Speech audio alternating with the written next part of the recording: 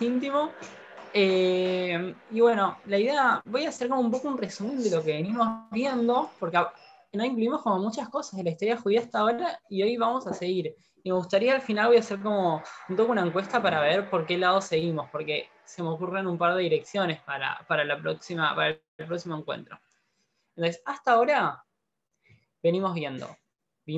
Comenzamos con el inicio del pueblo judío, ¿no? Con las 12 tribus, bajaron todos a Egipto, después los liberaron de Egipto, se habían ido a Israel, construyeron el templo, después destruyeron el templo, los de la tribu de Judea se habían ido a Babilonia, y después habíamos contado que una parte de ellos habían vuelto de Babilonia a Israel, donde construyeron el segundo templo. Una vez que construyeron el segundo templo, después los atacaron los babilonios, vino la dinastía Asmonea, aún como un súper resumen. Y hoy vamos a ver lo que sigue, que es, a ver, voy a compartir la pantalla y les voy a mostrar qué es lo que vamos a estar viendo hoy. Hoy vamos a estar viendo Herodes, que es el primer gobernador en nombre de Roma, el dominio romano en Judea, cómo el judaísmo se divide en varios grupos sociales, el inicio del cristianismo y Jesús, la revuelta judía, la destrucción del segundo templo y la dispersión de los judíos. ¿Y les queda alguna consulta, algún comentario de lo que venimos viendo hasta ahora?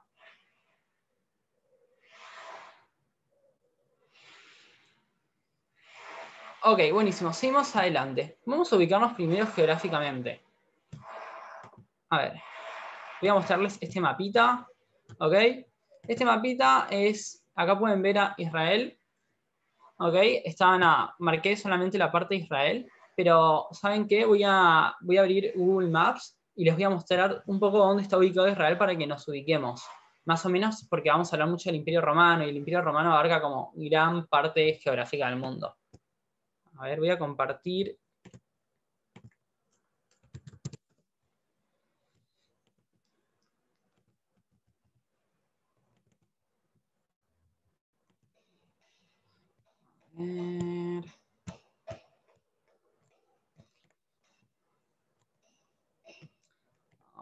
Para que nosotros nos ubiquemos, espero que más o menos se puedan ubicar en el mapamundi. Pero bueno, este es el Mediterráneo, ¿ok? Este es el mar Mediterráneo. A ver. Ahí está. Este de acá. Entonces, el mar Mediterráneo está compuesto. Tiene al norte todo el sur de Europa. Italia, España, Francia, Grecia, los países balcánicos. Después, al este, tiene lo que es Asia, ¿ok?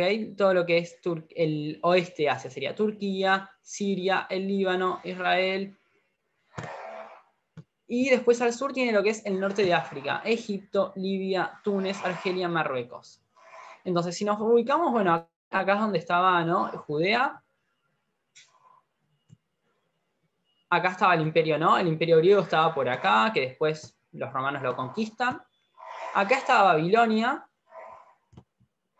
Y el imperio romano surge acá, ¿no? En Roma, y se empieza a extender hasta ocupar todos los alrededores del Mediterráneo, que es, ¿no?, gran parte de la civilización occidental, ¿no? Se crea en toda esta zona, en los alrededores del Mediterráneo, llegando hasta Israel. Ahora, los romanos, la verdad que es un pueblo conquistador, pero es un pueblo también con, digamos, quizás hoy en día como llamaríamos un pueblo con mente muy abierta, porque no es que imponen su cultura y erradican las otras. Mientras los otros pueblos no molesten, los dejan seguir con su cultura. Quizás muchas veces lo que hacían eran combinar las dos culturas. La cultura local, por ejemplo, no sé, conquistaban a los bereberes, que era una tribu en Argelia, en el norte de África. Entonces quizás los bereberes seguían con su cultura, seguían con sus dioses, con sus costumbres, sus tradiciones, y seguramente también adoptaban costumbres romanas, ¿no? Quizás parte de la arquitectura romana, quizás conglomeraban los dioses romanos con los dioses locales, algo muy parecido a lo que hacían los griegos. Y mientras en los pueblos, a ver, la mayoría de los pueblos como que conquistados por los romanos, después entraban en paz con los romanos. Entonces vivían bien, como que no había mucho conflicto entre los romanos y los pueblos subordinados. Una de las excepciones van a ser los judíos. Entonces vamos a ubicarnos un poco en qué andaban los judíos. Para esta época, vamos a calcular que van a haber unos 8 millones de judíos en el mundo. ¿Okay? Van a haber unas 80 millones de personas que viven en todo lo que después forma el Imperio Romano, de los cuales 8 millones son judíos, el 10%, es un número bastante grande. De los 8 millones, vamos a tener unos 2 millones y medio que viven en Israel, o sea, el 30%. Después tenemos 1 millón de judíos en Egipto, muchos en Babilonia. Bueno, Babilonia después pasa a ser parte del Imperio Romano, pero tenemos muchos judíos en Babilonia, judíos en todo lo que es el norte de África, incluso bajo el Imperio Romano ya en España, a Francia, a lo que hoy en día es España, a lo que hoy en día es Francia, muchos judíos viviendo en la península, en lo que hoy en día es Italia, en Grecia, en Turquía, incluso en el Mar Negro, ¿no? Al ser también los judíos comerciantes, como que se expandieron mucho. Ahora, cuando hablamos de judíos, no necesariamente tienen que ser los descendientes de Abraham, de Isaac, de Jacob. Recordemos que en el medio se sumaron otros pueblos. Muchas veces se cuenta como judíos a los samaritanos, a los edomitas, que eran pueblos que vivían cerca de Israel, que habían sido conquistados, y ellos habían decidido convertirse, o los obligaron a convertirse. Entonces, cuando hablamos de estos 8 millones de judíos, incluimos los judíos y otros que se convirtieron, que a veces eran aceptados y a veces no. Esto es para ubicarnos un poquito. ¿Ok? Y para la época esta vamos a tener que el pueblo judío, ¿no? Lo que era la dinastía Amonea y después Herodes, tenía gran parte de Israel, o sea, desde, vamos a calcularle todo el norte de Israel, a ver, lo que si hoy en día vemos el mapa de Israel, toda esta parte, hasta el sur del Líbano, era toda parte, incluso el Perea, lo que es el oeste de Jordania, también era parte de Israel, parte de Judea. Entonces era una nación bastante grande. Ahora, si la nación hubiera estado en paz, si no hubiera habido problemas internos, los romanos hubieran dicho, todo bien, no te molestamos. Pero no era así. Dentro del pueblo judío había muchas divisiones, como después vamos a ver con estos grupos. Hay una lucha por la corona. Es un pueblo conquistador, de hecho conquistan todo lo que es, fíjense que conquistan todo lo que es en estos años pasaron de... ¿Cómo? Pasan de tener solamente esta zona a tener todo esto. O sea, es un pueblo bastante conquistador. Para los romanos, el pueblo judío era una amenaza. Entonces nosotros teníamos la dinastía Asmonea, que es una dinastía de sacerdotes que eran los que gobernaban, que al principio todo el pueblo lo había aceptado, y estaban muy contentos porque habían logrado sacar a los griegos, pero después habían vuelto bastante déspotas. Y llegamos a un punto donde habían 2 hermanos asmoneos que se estaban disputando el poder. Estos 2 hermanos, ¿no? Uno tiene un ministro que se llama Antípato. No me sale bien el nombre. Él era un edomita, uno de los pueblos que habían sido conquistados por los judíos. Así que lo vamos a llamar como que era medio judío. Tipo, por los judíos no era totalmente aceptado como judío. Este Antípato tiene un hijo que se llama Herodes. Herodes también apoya a uno de los 2 hermanos, pero cuando el otro hermano termina conquistando Jerusalén, Herodes se tiene que escapar. Y se escapa a Roma. Va a Roma y va a los emperadores romanos y les dice esto, vamos a calcular el 37 antes de Cristo, 37 antes de la era común. Herodes va a los romanos y les dice, miren, yo vengo de Judea y ahí hay mucho lío, está muy desestabilizado el gobierno, se están peleando, es una amenaza para Roma.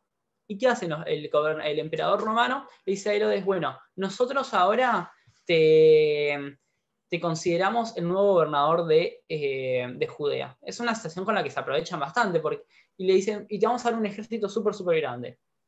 Herodes vuelve a Israel. Herodes, acordémonos que no es judío, es judío, pero es descendiente de los edomitas. Entonces, para los judíos, como que no se lo consideraban 100% judío. De repente ven que vuelve alguien que no es completamente ¿no? local, con un ejército romano enorme diciendo yo soy el nuevo gobernante de Judea, en nombre de los romanos. Para los judíos fue como una reacción muy, muy fuerte. O sea, claramente con semejante imperio y el judaísmo tan dividido, rápidamente se hace cargo del gobierno. Ok, ¿cuáles son las políticas de Herodes? Herodes tiene un papel súper importante. Por un lado, uno de sus papeles dice, voy a eliminar a toda la dinastía japonesa, o sea, toda la dinastía judía, la saco. Tiene una táctica muy, muy rara en algún punto. Él se casa con una asmonea y termina matando a sus hijos, que son asmoneos, a su mujer, a su suegra, a su cuñado, termina matando a todos los asmoneos. Herodes es una persona también que dice, el pueblo judío tiene una cultura bastante antigua, hay que modernizarse, hay que romanizarse. Entonces, también lo que él hace un montón de construcciones romanas, construye teatros, construye gimnasios, todo como para inculcar la cultura griega en el pueblo judío. A los judíos locales en general, que los judíos locales estaban muy apegados a la Torá, la verdad que no les gustaba esta reacción de Herodes. Es Herodes de quién busca ayuda. ¿Alguien se imagina de quién busca ayuda a Herodes?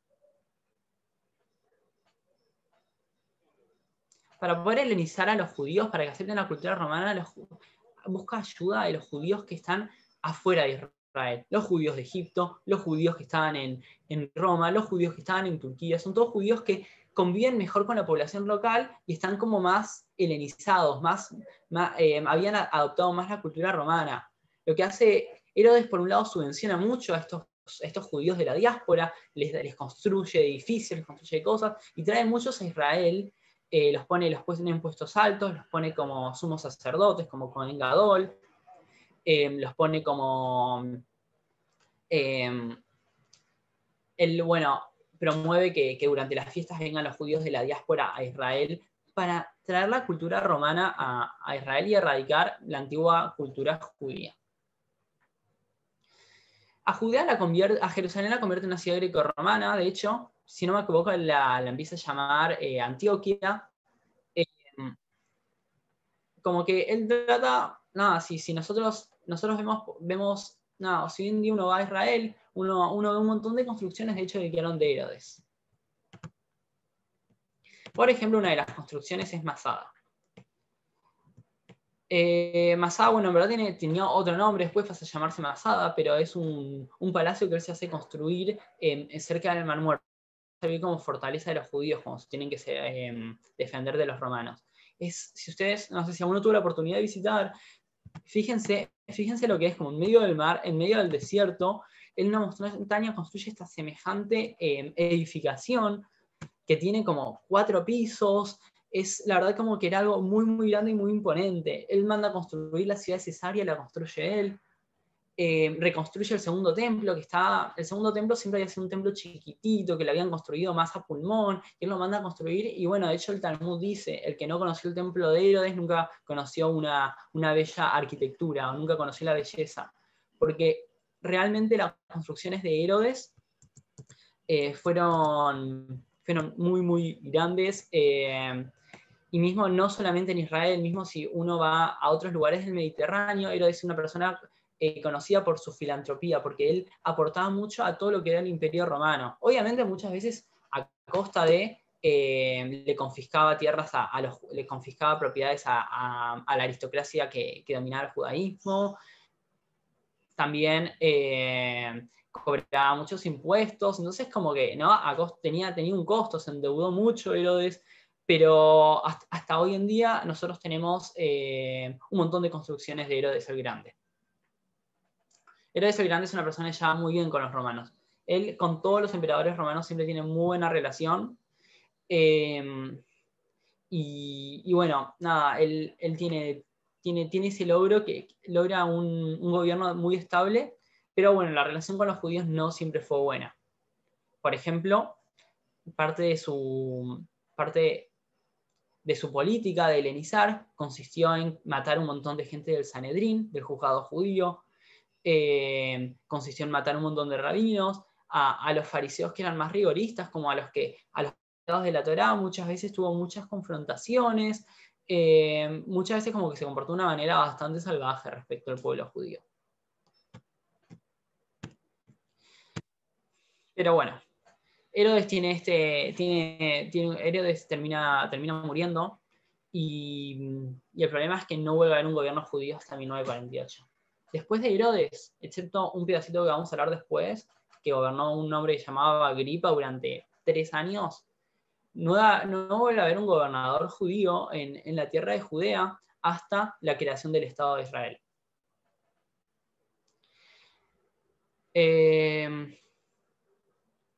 Cuando Herodes muere, empiezan a suceder como varios gobiernos muy rápidos entre hijos de Herodes, hermanos de Herodes, procuradores romanos que se pelean por el gobierno. Y durante esta época se forman, el judaísmo lo vamos a dividir en 4, se forman cuatro divisiones sociales. Ok, los fariseos. ¿Escucharon alguna vez hablar de los fariseos? Los fariseos son, vamos a llamar quizás como hasta lo que podríamos decir hoy en día descienden, sería la ortodoxia, lo que hoy en día es la ortodoxia, no quiero que sea anacrónico, ¿no? Porque no sé si podemos decir ortodoxia hace 2000 años, pero más o menos podemos decir que era un grupo que se mantenía con la mirada según la Torá, según la Torá oral, según la halajá, según lo que decían los rabinos, y eran como muy estrictos en el cumplimiento de la Torá. Y a ellos no les molestaba el dominio romano. Mientras los dejen cumplir la Torá en paz, todo bien. Segundo grupo, los saduceos. Los saduceos solían ser sacerdotes, kohanim, y pertenecían a la aristocracia. De hecho, los asmoneos, que también eran sacerdotes, que eran esta dinastía, solían ser saduceos.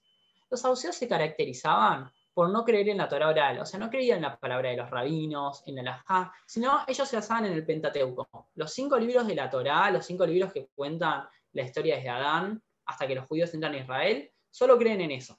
Y literalmente cumplen eso solamente. Suelen tener muchas confrontaciones con los fariseos respecto al poder. Por ejemplo, quién era sumo sacerdote era súper clave. ¿Era un fariseo o era un saduceo? Eso lo podía cambiar todo. ¿Quiénes estaban en el Sanedrín? ¿Los fariseos o los saduceos? Era súper clave esto para ver quién tenía más fuerza. Tercer grupo. Okay, los saduceos se llaman saduceos porque son descendientes de Sadoc. Ellos decían ser descendientes de Sadoc, que era un sumo sacerdote de la época de Salomón. Tercer grupo, los esenios. Los esenios van a ser súper clave, después vamos a verlos. Los esenios son un grupo esotérico. Esotérico no sería en el sentido de que creen como en fuerzas celestiales, quizás que no están explícitas en la Torá, creen en ángeles, en fuerzas, creen en general en fuerzas espirituales, tienen como libros, ¿no? Como quizás lo que hoy sería lo más parecido hoy en día a la Cábala. En general son como monjes que están en el desierto y cumplen el celibato. Había algunos que eran pacifistas, como que se retiraban al desierto. Habían otros que no, que más iban a la guerra, etc. En general eran hombres solteros, era como algo muy particular. De los esenios va a venir Juan el Bautista, que va a ser el que bautiza a Jesús. Y por último, vamos a ver estos son como los más radicales, que son los celotes. Los celotes, a diferencia de los otros 3, que no les molestaba que los romanos estén en el poder mientras los dejen vivir tranquilos, los celotes, la mayoría de los historiadores, como Paul Johnson, los llaman los terroristas. Los celotes eran un grupo nacionalista, en general integrado por jóvenes, rebeldes, que decían: nosotros no queremos estar bajo el dominio romano y nosotros, para poder integrar un verdadero pueblo judío, tenemos que independizarnos. Y estos básicamente son lo que van a acarrear la rebeldía contra el Imperio Romano y después va la destrucción del Segundo Templo. ¿Ok? Nos quedan estos 4 grupos, vamos a retomarlos y por las dos voy a seguir explicándolo porque sé que tienen nombres parecidos. Se me ajusta un poquito. Les voy a mostrar la imagen. Ok, esta imagen, a ver. Es...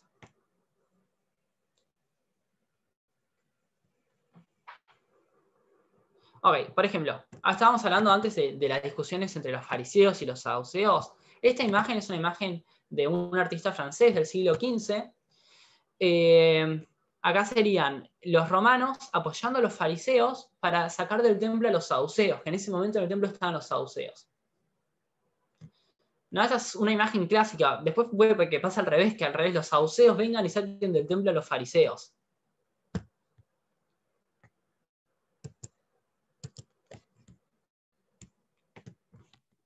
¿Quieren consultar algo? ¿Aportar?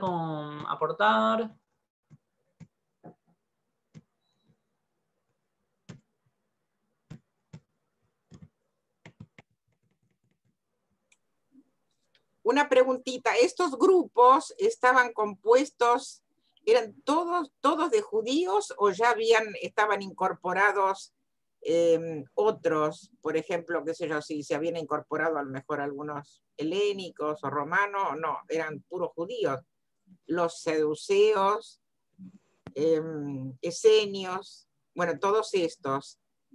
Estos grupos, sí, estos grupos eran exclusivamente judíos. Sí, estos grupos eran exclusivamente judíos. Bueno.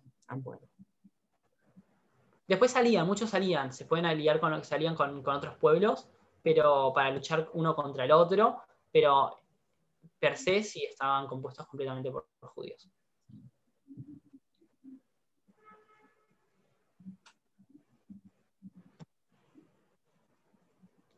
Bueno, seguimos adelante. Sí. Ok, ¿se acuerdan los esenios? Que son estos grupos de judíos esotéricos, monjes. Sí. Ok, va a haber un grupo, no me acuerdo si es Dumno o Paul Johnson, habla mucho de Juan el Bautista. Juan el Bautista es un esenio. No dicen que era como de los bautistas. No, los bautistas caminaban por Judea, iban bautizando gente. Les tiraban agua, ¿no? Y les decían como que los purificaban porque se venía al final de los días. Los esenios creían mucho en el final de los días, tenían teorías apocalípticas, que ya se iba a destruir el mundo, y que muchos tenían esta teoría que se iba a destruir el mundo y había que arrepentirse. Y así tenemos a Juan el Bautista, que está caminando por Galilea y camina por el río Jordán y anda purificando a la gente y incitándola a que se arrepienta.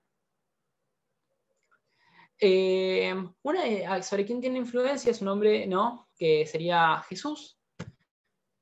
Acá tenemos una imagen, esta es una imagen armenia del siglo XI, donde es Juan el Bautista, es una imagen hoy cristiana, Juan el Bautista bautizando a Jesús. Súper particular porque en esa época no tenían perspectiva, entonces como que todo estaba tipo así derechito. Pero nada, me llamó mucho la atención esta imagen, la quería compartir con ustedes. Es una imagen de un libro. Y acá tenemos, a ver, otra imagen. Ok, este es Jesús entrando a Jerusalén. A ver, ¿de cuándo es? Es un artista italiano del siglo XV. Ok, entra con el burro, y acá tienen si no que vos son los apóstoles, y acá toda la gente recibiéndolo. Okay. Jesús viene de una familia judía. Tiene 4 hermanos, de hecho, ¿no? Paul Johnson es un autor cristiano, de hecho, entonces como que él habla mucho sobre Jesús y mucho sobre el cristianismo, ¿no?, con una mirada quizás más cristiana. Y bueno, a ver, Jesús a diferencia de quizás otros se purifican y quizás siguen el camino de Juan el Bautista, Jesús empieza a predicar. Empieza a predicar primero él tiene como sus adeptos más cercanos y otro después estaba todo el pueblo. A cada uno mientras que a unos como les enseñaba cosas, los más cercanos quizás cosas más profundas, al resto del pueblo era más sobre amor.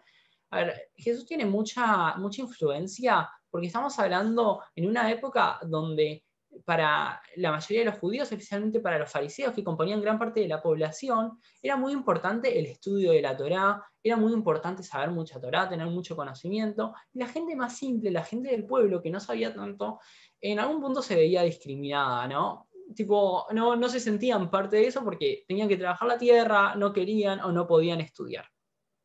Entonces, no, Jesús empieza a difundir un tipo de judaísmo, pero basado en el amor. O sea, quizás la halajá no hay que cumplirla tan estrictamente. Por ejemplo, la circuncisión, él dice, no es tan estricta, no hace falta hacerla, etc. Y se basa más en el amor al prójimo, ¿no? Él toma una frase judía que él se basa mucho en Hillel. Hillel es un sabio judío que dijo, amarás a tu prójimo como a ti mismo, y él usa esa frase, ¿no? Como que es una de sus máximas que él defiende, que él propaga mucho. Y por eso Jesús tiene mucha influencia en el judaísmo. Y también le opone mucho al templo. El templo, que a veces lo tienen los fariseos, a veces los saduceos, estaba bastante corrompida la situación. Jesús, la verdad, que no es el único en esa época que se opone al templo por su corrupción, que se opone a la tan estricta. Había mucha otra gente. Jesús tiene mucha influencia porque, a diferencia de otros que quizás se mantenían en el desierto, se mantenían en la periferia, es decir, ir a Jerusalén a predicar. Jerusalén es la capital de todo Judea, entonces ir a Jerusalén significa significa querer armar polémica en algún punto.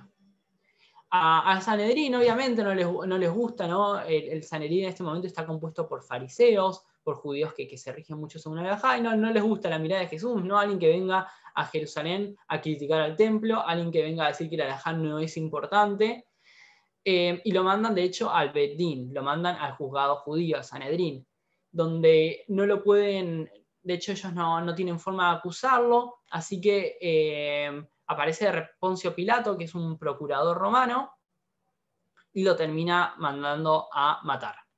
Pero bueno, la influencia de Jesús no termina ahí, porque él dejó muchos seguidores, sus familiares lo apoyan mucho y siguen propagando la palabra de Jesús. Lo que se va a caracterizar es que se va a propagar también mucho entre la población no judía. Quizás muchos judíos no lo toman, pero sí muchos no judíos que querían aceptar el judaísmo, pero la verdad es que el judaísmo era algo bastante difícil de cumplir por todos sus alajot. Entonces el cristianismo es otra propuesta, digamos, paralela, que también es como espiritual y tiene una moral fuerte, solamente que no tiene toda esta parte de tanta alajá del judaísmo, entonces quizás les servía más. ¿Alguna consulta?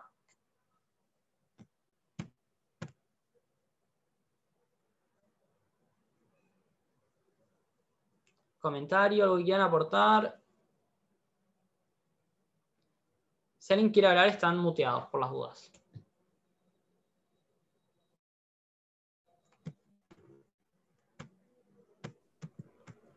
Digo, Me parece muy que venís bien, interesante. Mati, ¿eh? Sí, venís bien.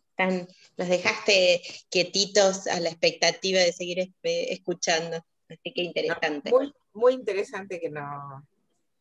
Son resúmenes de cosas que uno no, qué sé yo, antes no me imagino, no sabía, pero bueno, es muy bueno, muy interesante. Bueno.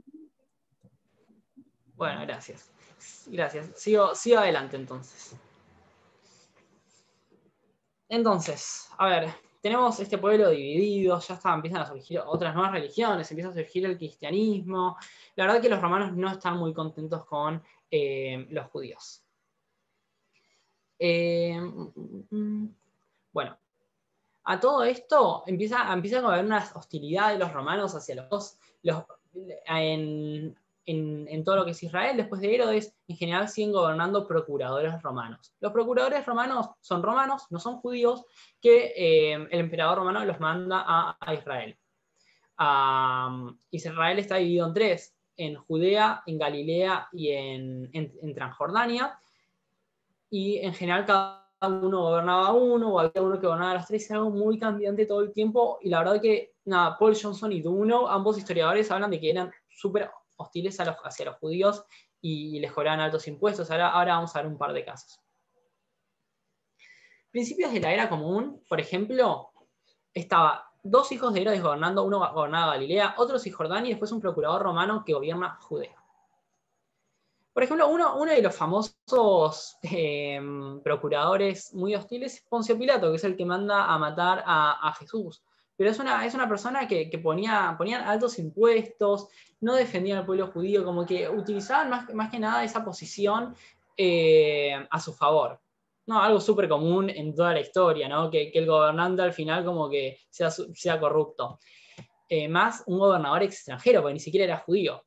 Y a lo que va a pasar es que las comunidades de afuera de Israel también van a empezar a seguir esta hostilidad. Y vamos a hablar de una comunidad en particular, que es la comunidad de Alejandría. La comunidad de Alejandría es una de las... dicen que en Egipto había 1 millón de judíos y un tercio de la población de Alejandría era judía.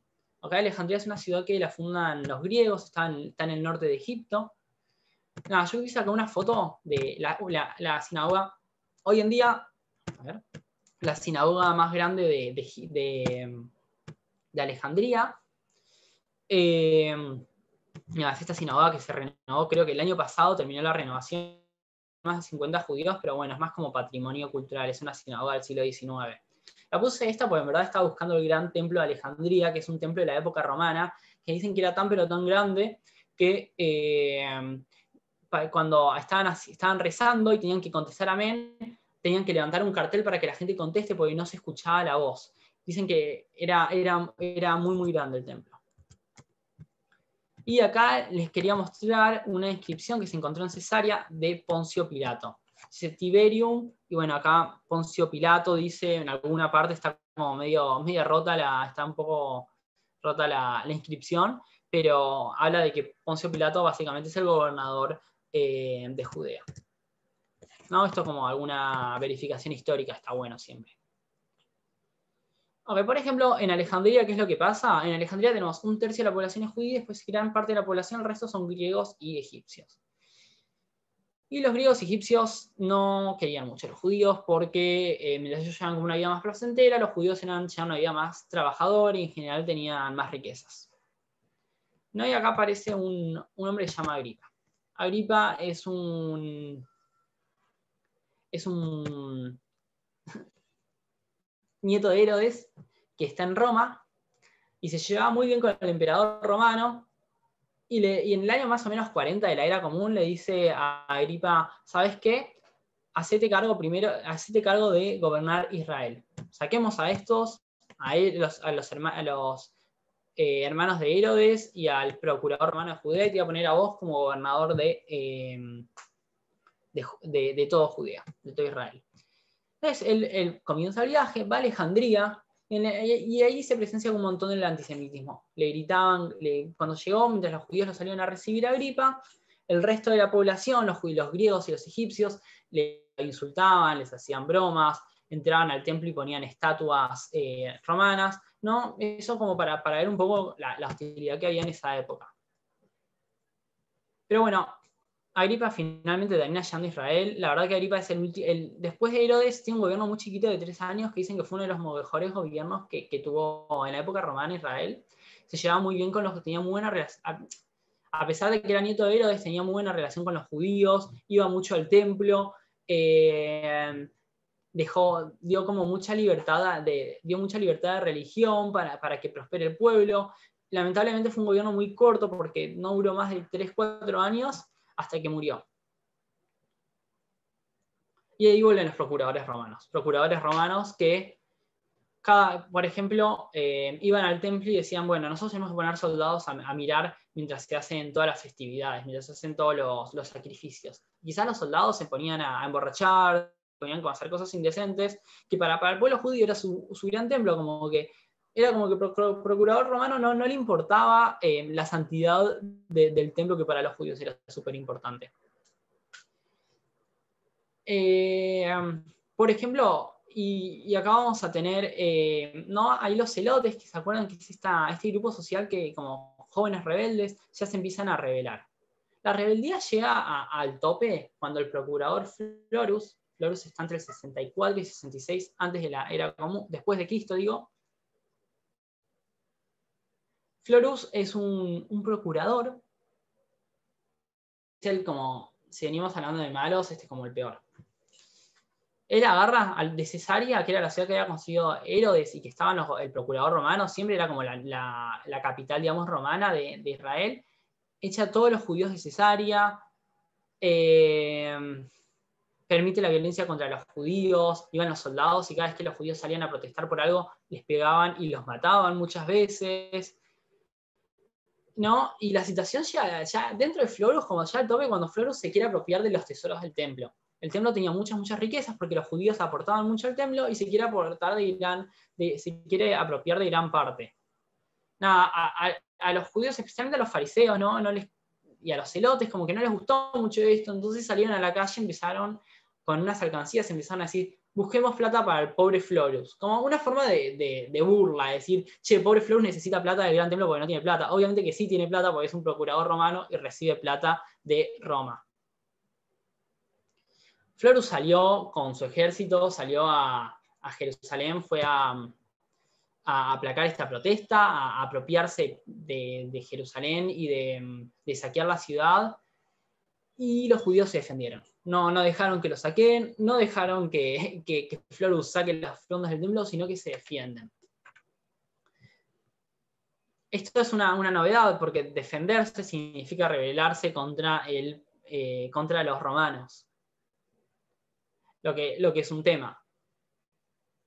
Mismo el procurador de Siria, que Siria gobernaba, era Israel, Siria, Roma. El procurador de Siria en persona va a Jerusalén con unos soldados para aplacar la situación y los judíos se defienden. Y Galeus, que es el procurador romano, el procurador sirio, no puede atacar a la ciudad tampoco. ¿Qué significa esto? ¿Alguien me puede decir qué piensan que un pueblo que se rebela ante los romanos? ¿Qué significa? ¿Qué puede ser que pase?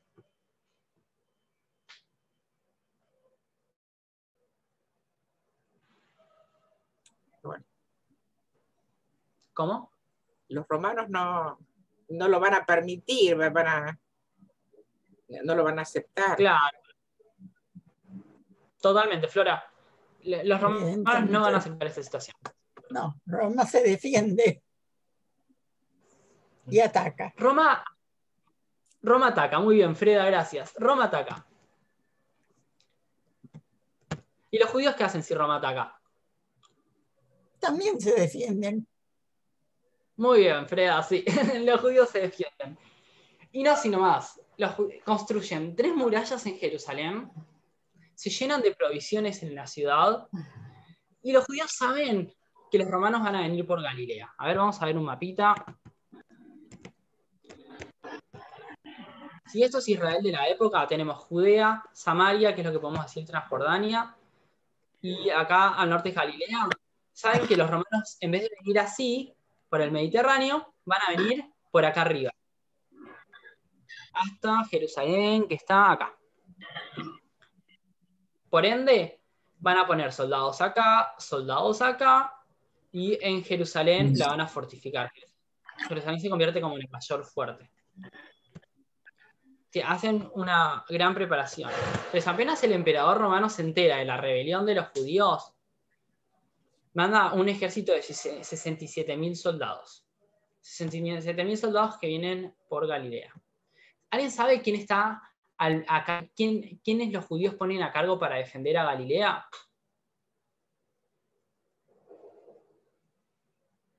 José ben Matatías. José ben Matatías es un personaje histórico muy relevante, porque muchos lo conocen como Flavio Josefo. Flavio Josefo es un judío que pertenece era sacerdote, pertenecía a la aristocracia. Él se fue a los 26 años, se fue a estudiar a Roma. Y José ben Matatías era un pacifista, ¿no? Estaba en contra de la rebelión. Había un gran grupo, entre ellos gran parte de los fariseos y de los saduceos, están en contra de la rebelión. Ellos no quieren estar en contra de los romanos. Pero José ben Matatías no dice eso explícitamente. Se convierte el líder, el comandante de toda la legión que tiene que defender Galilea. Y esto vamos a ver cómo va a afectar a la destrucción del templo. Flavio Josefo después se convierte en alguien muy famoso, en un personaje muy, muy famoso, porque él escribe toda la historia de los judíos, desde el principio de los tiempos hasta la época de los romanos. Por eso hoy en día es un personaje muy conocido. Y los judíos de esa época lo conocían como, vamos a ver cómo lo conocían, como qué papel le atribuyeron. Entonces están los judíos acá preparándose para la defensa. Y acá puse, no todos están de acuerdo. Grupos pacifistas en la aristocracia liderados por el hijo de Agripa. El hijo de Agripa, este gobernador judío, que el hijo como que no apoyaba tanto a los judíos, y toda la aristocracia, entre ellos varios saduceos, algunos fariseos también, están en contra de la guerra. Dicen, no, nosotros tenemos que hacer la paz con los romanos. Pues les convenía la paz, básicamente. Pero la realidad es que el resto del pueblo, la gente que tenía menos plata y los que tenían... y los que tienen menos propiedades, y los celotes, que son estos, los rebeldes, dicen, no, nosotros tenemos que ir a la guerra, tenemos que sacarnos de encima del dominio romano. Entre los pacifistas está este José de Matatías, este Flavio Josefo, que no cuenta nunca. En un momento, de hecho, cuando él está en Galilea, hay un otro comandante que dice, personas son pacifistas, fue y lo delató, pero nadie lo escuchó. Nadie lo escuchó a este delator, y Flavio Josefo se quedó a la defensa de Galilea. Quiero mostrar algunas fotos antes que sigamos. Este era el segundo templo que lo había construido Herodes. Esta es una imagen... me salió un toque borrosa, pero es una imagen del museo. En el Museo de Israel hay como una miniatura de lo que era la ciudad de Jerusalén durante el segundo templo, y este era el segundo templo. El Museo de Israel queda en Jerusalén, súper recomendable irlo a visitar, o hacer una visita virtual, ahora en cuarentena, y con lo caro que están los viajes, hagamos visitas virtuales. Bueno, podemos ver como que era súper grande, ocupaba gran parte de la ciudad.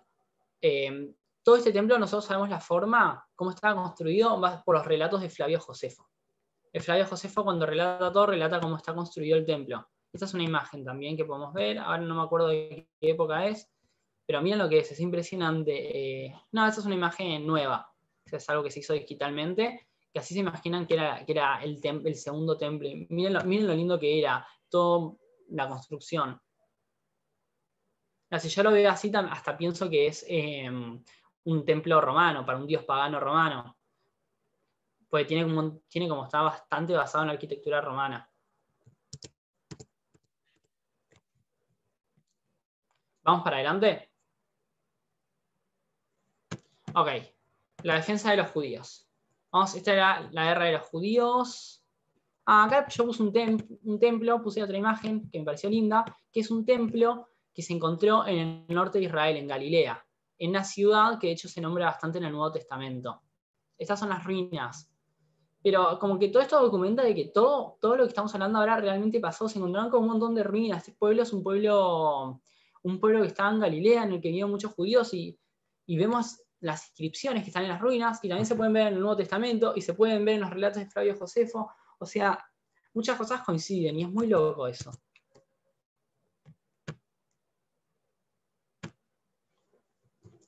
Bueno, la guerra de los judíos y la resistencia judía. Vienen los romanos con sus 67.000 soldados, que estaban bastante capacitados, empiezan bien a Galilea. Y Flavio Josefo, en vez de salir con su legión a atacar a los soldados, como tendría que haber hecho, se refugió. Se refugió en la ciudad de Jotapat, y quedaron todo el resto de las ciudades a la merced de los romanos. Los locales se defendieron como pudieron, no se dejaron estar. Pero no, los celotes locales, todos los que pudieron se defendieron. Hubo una gran matanza, pero lamentablemente no se pudieron defender ante la gran legión romana. Y Flavio Josefo fue medio un traidor, porque no defendió a su pueblo. Se quedó retirado con sus soldados en Jotapat.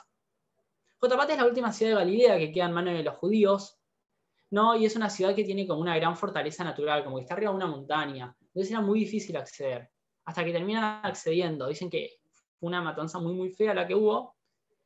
Y cuando terminan descubriendo dónde está Flavio Josefo, que nunca salió a la guerra, sino que se quedó escondido dentro de una cueva, Flavio Josefo cura su misión a Vespasiano, que Vespasiano es el conquistador romano. Luego va a ser emperador Vespasiano. Pero Flavio Josefo le jura su misión y se va de parte de los romanos. Y ahí es cuando él empieza a escribir la historia de los judíos. O sea, Flavio Josefo como para nosotros es súper útil porque tenemos todo documentado gracias a él. Pero lamentablemente fue un traidor. Acá tenemos el busto de Flavio Josefo, probable busto de Flavio Josefo, ¿no? De la época, se encontró desde la época romana, del siglo I.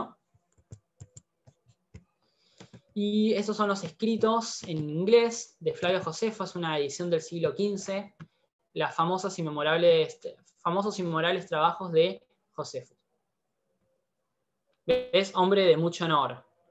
Acá lo tratan mucho honor, pero en la historia judía no lo quieren tanto. Bueno, a todo esto estamos en el año 67 al 70 después de Cristo. ¿Bien? Para que nos ubiquemos temporalmente, ya Jesús había muerto en la cruz, Herodes ya había muerto en el 37, Agripa ya había caído, los procuradores romanos, habían pasado varios, se rebelaron, estamos en el año 70 después de Cristo. ¿Masada ya había ocurrido? No, Masada viene después. Viene después de esto. Viene en el 73. En el 73 se destruye Masada. Ok, entonces, Galilea destruida por los romanos. Todos los judíos de Galilea sobrevivientes se van a Jerusalén. Se van al sur. ¿Ok? Entonces Jerusalén se convierte en una fortaleza sobrepoblada por gente que quiere defender a su ciudad, con estas 3 murallas y un montón de provisiones. Y acá tenemos un tema que es gran parte, ¿no? Una de las causas, cuando nosotros estudiamos historia en general no hay una causa, hay muchas causas por las que se pasa algo. Una de las gran causas porque se destruye el templo y comienza la diáspora judía y se destruye el gobierno de Israel es por las divisiones internas, por los pacifistas contra los que querían la revolución. No, en Jerusalén se empiezan a pelear, los rebeldes, los celotes queman todas las provisiones que tenían porque dicen, si no hay provisiones no les va a quedar otra que salir a guerrear. Y bueno, esta es una de las grandes causas que termina causando la destrucción del templo y la diáspora judía. ¿Ven? Luchas internas de pacifistas versus rebeldes. Debilitan al pueblo judío y duraron hasta la llegada de los romanos. Ya estamos, son -5. Entonces, yo tengo 2 propuestas. O continuamos de esta manera, para la vez que viene, continuamos sobre la destrucción del templo, después viene la época bizantina, la Edad Media, y después hablamos de ya la Edad Moderna. La segunda opción es que vayamos directo a la Edad Media, y la tercera opción es que hablemos de la vez que viene de los judíos de Polonia, pero nos vamos a tener que saltear como 1000 años.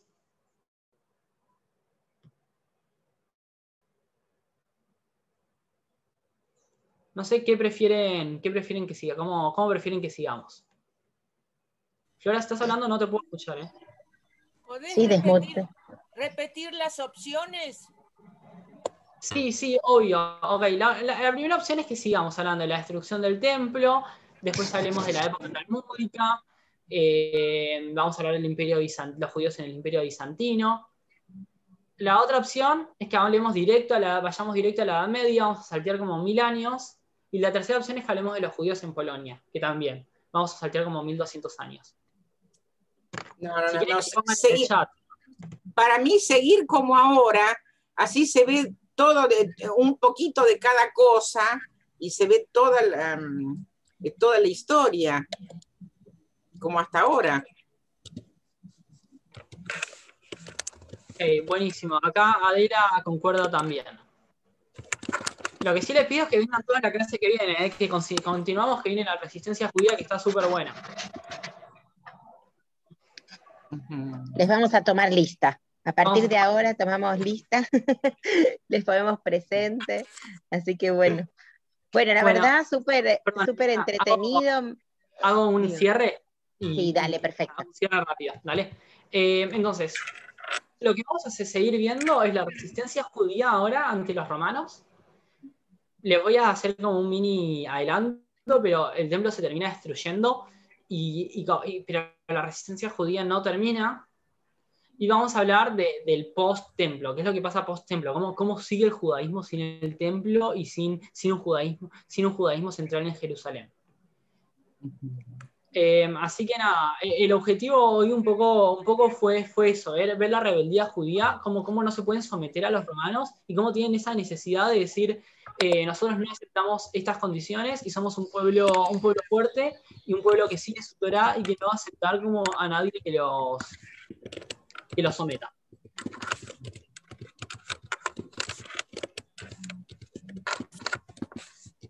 Ahí estamos, Eliana, era eso. Muy bien, Mati. Muchísimas gracias por tu tiempo, tus conocimientos, compartirlos de esta manera tan dinámica. La verdad, súper, súper, súper interesante.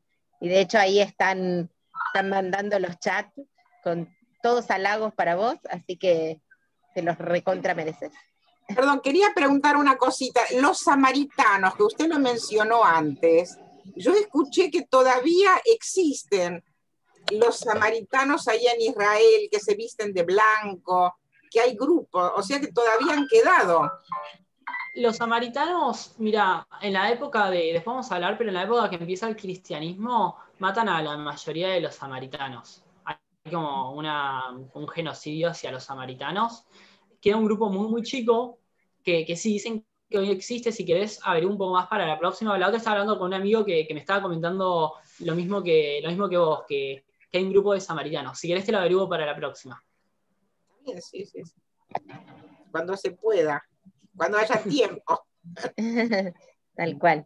Así que ya están pidiendo también nuevas clases y todo, así que vamos a ir viendo cómo nos organizamos con Matías a lo largo del año. Esto como que recién empieza y bueno, ya nos vamos a organizar, ¿sí?